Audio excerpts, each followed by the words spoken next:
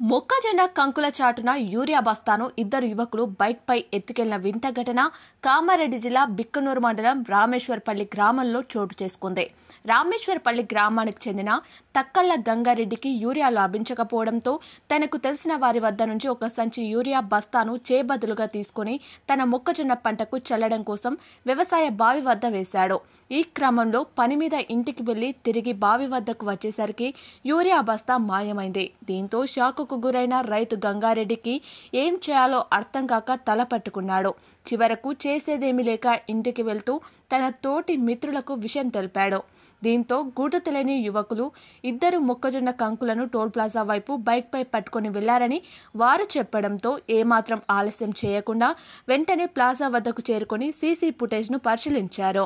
Urea బస్తాను వేసుకుని వాటిపై మొక్కజొన్న కంకులను కనబడకుండా నింపుకొని వాటి కింద యూరియా బస్తాను వేసుకుని వెళ్లడాన్ని గుర్తించారు.